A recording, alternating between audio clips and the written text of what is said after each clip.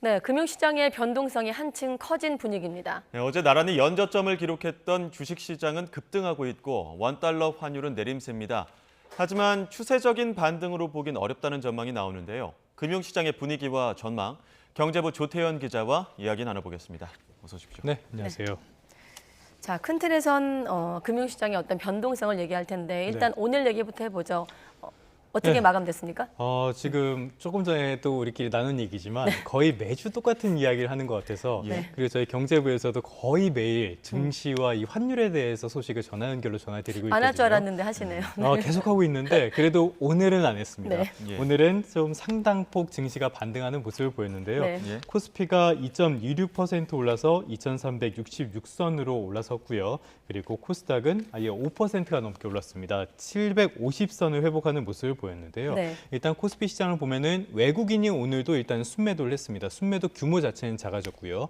개인들도 순매도를 꽤 큰 규모로 했습니다. 반면에 기관들이 순매수에 나서면서 전반적인 지수 상승을 좀 이끌었다고 볼 수 있겠고요. 오늘은 좀 항상 관심이 있는 삼성전자 오늘 1,000원 올랐습니다. 그래서 58,400원으로 아직까지 5만 전자긴 하지만 그래도 약간의 회복세를 보이긴 했습니다. 네, 지금 앞서도 잠깐 언급하긴 했지만 아직은 오름세로 돌아섰다 이렇게 판단하기 좀 섣부르다 이런 전망들이 나오고 있죠. 자, 오늘 오른 배경을 보면요. 먼저 네. 미국 뉴욕 증시가 간밤에 좀 오르는 모습을 보여줬습니다. 네. 이게 제롬 파월 미국 연방준비제도 의장이 물가를 억제하겠다 이렇게 밝히면서도 이거랑 별개로 하반기에는 경제 성장세가 꽤 강할 거다. 그러니까 경기 부진에 대해서는 다소 부정하는 이야기를 했거든요. 예. 이런 것들이 좀 영향을 미쳤다 이렇게 볼 수 있겠고요. 또 다른 원인이 있는데 어떤 자산이 있다고 가정을 했을 때 이 자산 가격이 막 떨어졌다고 생각을 해보세요. 그러면 지금이 싸다고 생각해서 사려고 들어오는 사람들이 생길 거 아니에요. 네. 이걸 기술적 반등, 그러니까 저가 매수에 따른 기술적 반등이라고 하는데 이런 것들도 오늘 증시에는 좀 영향을 미쳤다 이렇게 볼 수 있겠습니다. 그런데 말씀하신 것처럼 지금은 여전히 고물가 상황이고요. 이 고물가를 잡기 위해서 기준금리를 올린다면은 결국엔 이게 경기 침체를 가져올 수 있다. 이런 공포가 아직은 크기 때문에 예. 지금이 과연 반등이 시작된 것이냐 이렇게 이야기하기 좀 어려울 것 같고요. 증권사들도 목표 주가를 좀 내리는 분위기입니다. 올해 하반기에 목표 주가를 일부 증권사들 대부분이 한 2,200선 정도를 바닥으로 보고 있는데요. 코스피 기준입니다. 그런데 일부 증권사에서는 아예 2,000대 초반까지도 하락할 수 있다. 이런 전망까지 나오고 있으니까요. 아직 추세가 바뀌었다. 이렇게 이야기하기는 다소 좀 일러 보입니다. 네. 예. 오히려 증시가 부진한 것이 추세다 이렇게 좀 볼 수 있을 것 그렇게 같은데. 볼 수 있을 것 같아요. 네, 여기에다가 반대 매매도 증가하고 있다 이렇게 추정된다는데 그 반대 매매가 네. 어떤 겁니까? 우리가 보통은 투자를 할 때 우리 네. 돈으로 투자를 하잖아요. 예. 근데 우리 돈이 아니라 남의 돈으로 투자하는 방법들이 조금 있습니다. 그러니까 돈을 빌려서 한다는 거죠. 예. 이 중에서 주식을 담보로 돈을 빌려서 투자를 하는 방법이 있거든요. 근데 주가가 계속 떨어진다고 생각을 해보세요. 그러면은 담보의 가치도 하락하는 겁니다. 예. 그럼 돈을 빌려준 증권사에서는 손해가 날 수 있으니까 예. 고객에게 알리지 않고 그 주식을 강제로 팔아버립니다. 이게 반대 매매거든요. 예. 그러면은 이렇게 반대 매매가 지금 어느 정도가 되냐? 신용거래 융자 잔고가 한 20조 원 아래인데요. 계속 줄어드는 추세입니다. 이 얘기는 개인들이 시장에서 빠져나가고 있다. 또는 반대 매매가 늘어나서 이게 줄어들었다. 이 두 가지 측면을 볼 수 있어요. 예. 그러면은 반대 매매가 있다. 이렇게 가정을 했을 때 시장에 매물이 계속 나온다는 뜻입니다. 그러니까 어떤 주체가 팔자를 하게 되면은 전반적인 시장은 하락하게 되겠죠. 그러니까 지금은 이거 반대 매매 역시 주식시장을 압박하는 하나의 변수가 될 수 있다. 이런 분석이 나오는 이유입니다. 예. 그러다 보니까 비투개미들 지금 주의보가 내려졌다 그렇죠. 이럴 정도로 네. 지금 반대 매매에 대해서는 주의 깊게 보고 있는 것 같은데 환율 이야기도 해봐야 될 것 같습니다. 그렇죠. 연일 고공행진하다가 오늘 좀 주춤하는 모습이긴 한데 환율 시장 분위기는 어떻습니까? 오늘 소폭 하락했습니다. 1,300원 아래로 내려왔는데요. 예. 일단은 어제까지 굉장히 빠르게 올랐습니다. 어제 종가가 1,301원이었거든요. 네. 이게 지난 2009년, 그러니까 2009년 하면 우리가 글로벌 금융위기가 기억나잖아요. 그거 직격탄을 맞았던 이후에 거의 14년 만에 처음이었습니다. 예. 오늘 조금 하락하긴 했지만 여전히 고공행진을 거듭하는 수준이고요. 네. 예. 이게 단기간에 워낙 빠르게 환율이 오르다 보니까 증시와 비슷한 이유로 오늘도 환율은 약간 숨고르기를 했다 이렇게 볼 수 있겠습니다. 자산을 보면요, 크게는 안전자산 그리고 위험자산으로 볼 수 있습니다. 위험자산이라고 하면 우리가 흔히 생각하는 주식, 그리고 예. 가상자산 같은 것들이 위험 자산이겠죠. 네. 안전자산은 달러, 대표적으로는 미국 국채가 있습니다. 특히 미국 국채는 미국이 돈을 갚지 못하는 상황을 상상하기가 좀 어렵기 때문에 아예 무위험 자산이다 이렇게 부르기도 합니다. 얘기가 잠깐 딴 데로 샜는데 다시 달러로 돌아가면요.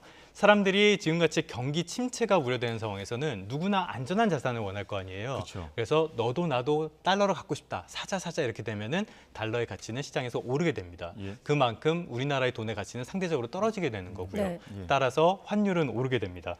그래서 지금 상황에서는 그 경기 침체 우려가 워낙 크기 때문에 예. 거의 시장에 공포감이 굉장히 강하게 깔려 있는 상황이거든요. 그래서 단기간에 환율이 안정세로 접어들긴 좀 어렵지 않을까 이런 전망이 나오고 있고요. 단기적으로 봤을 때는 지금 원달러 환율이 1,350원대까지도 오를 수 있다. 이런 좀 부정적인 전망도 나오고 있습니다. 당분간은 환율 하락을 기대하기 어렵다. 어렵죠. 자, 환율이 높다는 건 좀 경제 전반에 어떤 영향을 미칠까요? 뭐 지난주도 이런 얘기를 했습니다만. 그렇죠. 네. 예, 계속 반복되는 네. 이야기를 또 드릴 수밖에 없는데 환율이 오르게 된다는 거는 우리가 원자재를 사올 때 그 가격도 오르게 된다는 뜻입니다. 기업 입장에선 비용이 오르고요. 결국엔 그거는 물가 상승으로 이어지게 됩니다. 근데 예전에는 환율 우리가 일부러 고환율 정책도 쓰고 그랬어요.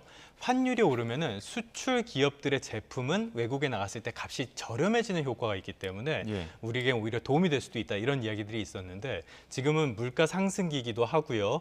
또 예전이랑 다르게 원자재 수입 비중도 늘어났고 네. 기업들의 생산 기지들도 외국에 나가 있는 경우들이 많습니다. 그래서 지금은 장점보다는 단점이 조금 더 크다 이렇게 받아들이고 있고요.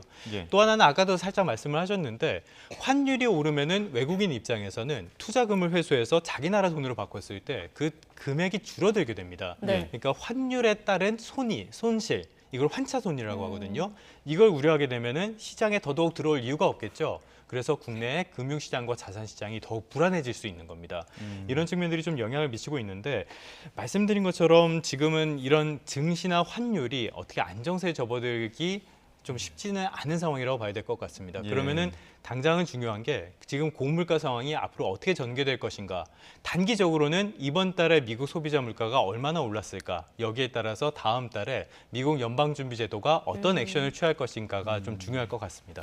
네, 지난해만 해도 영혼까지 끌어모아서 뭐 가상화폐도 그렇고 주식도 그렇고 부동산 네. 투자하시는 분들 많았는데 이렇게 자산시장 변동성이 커지다 보니까 이런 부분에 대해서 우려의 목소리도 많이 나오고 있습니다. 특히 네. 부동산 시장의 경우에도 좀 걱정스럽게 보는 시각들이 많은 것 같아요. 뭐 너무 올랐으니까 조금 하향 안정화가 될 필요는 있겠죠. 지금 일단 약보합세는 계속 이어지고 있습니다. 그 매주 한국부동산원에서 그 아파트 가격 지수 변동률이 나오는데요. 예. 이번 주에 보면은 전국 아파트 값이 0.03% 내렸습니다. 지금 보면은 계속 7주 연속 하락세고요. 낙폭도 조금씩 커지는 모습을 보이고 있어요. 소위 말하는 강남 4구, 서울 아파트 값이 0.03% 하락했는데 예. 강남 4구 동남권의 아파트 값은 0.01% 하락했습니다. 이게 대선 이후에 처음으로 하락한 건데요. 예. 현장 목소리를 들어보면은 절세를 위한 다주택자들의 매물이 나오곤 있는데 매수세가 지금 실종된 상황이 계속 이어지고 있다고 합니다. 네. 거래가 되지 않으니까 가격이 계속 하락할 수밖에 없는 거고요. 가장 큰 이유를 꼽자면 역시 기준금리가 빠르게 오르고 있다는 점, 이 점을 꼽을 수밖에 없는데 예. 기준금리가 오른다면 최소한 그만큼은 시장금리가 오르게 됩니다. 예. 우리가 집을 살 때 현금으로 여기 써 하고 사는 경우는 거의 없잖아요. 어느 정도는 대출을 끼고 살 수밖에 네. 없습니다. 그만큼 금융 비용이 커지기 때문에 실수요자나 투자자 모두 조금 더 투자에 조심할 수밖에 없는 상황이고요. 예. 이 기준금리가 계속 오르고 있기 때문에 앞으로도 좀 약보합세가 이어지지 않을까 이런 전망이 나오는데요. 예. 변수는 있습니다.